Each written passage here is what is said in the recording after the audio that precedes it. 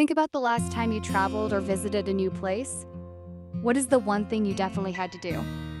You had to eat. Food is the universal language, but the way we ask for it matters. Whether you are at a fancy restaurant in London, a street food stall in New York, or a cozy cafe in Sydney, knowing how to navigate the dining table is essential. If you can't express what you want, you might end up with a plate of something you don't like. Or worse, nothing at all. Yesterday, we learned how to describe the world with adjectives. Today, we are putting those adjectives to work in the most practical way possible. We are diving into the world of food and dining. By the end of this 10-minute lesson, you will have the confidence to walk into any restaurant, look a server in the eye, and order exactly what you want with politeness and clarity. Let's get cooking! Before we get to the table, let's stock our kitchen with some basic vocabulary.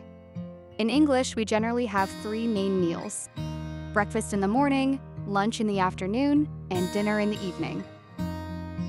Let's look at some common food groups. For proteins, we have chicken, beef, fish, and eggs. For carbohydrates, we have bread, rice, pasta, and potatoes. And don't forget your vegetables: salad, carrots, broccoli, and onions. Now, let's talk about the most important grammar rule for dining out: politeness. In a restaurant, we rarely say, "I want."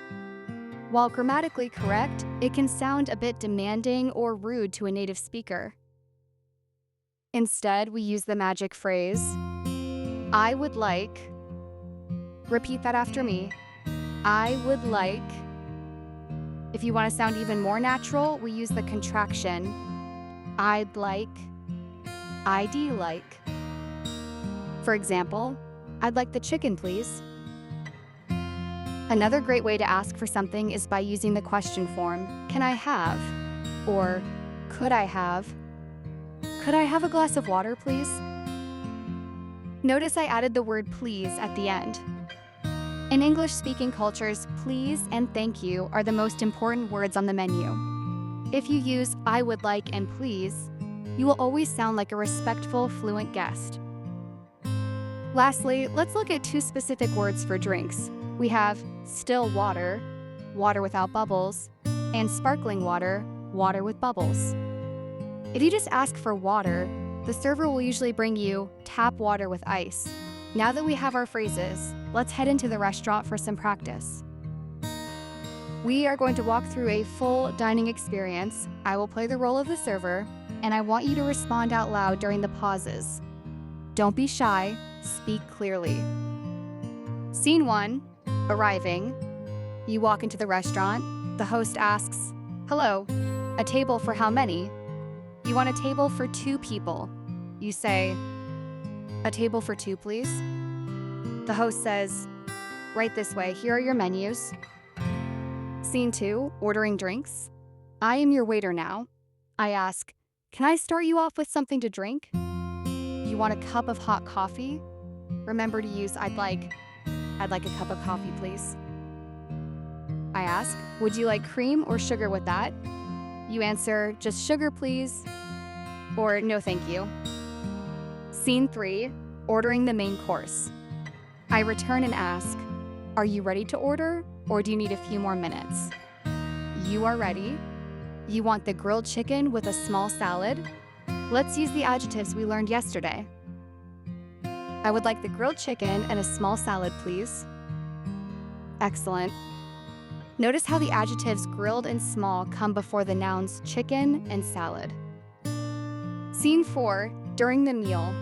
I walk by and ask, "Is everything okay with your meal?" If you need something like a napkin, you use "Could I have?" Try asking for a napkin now.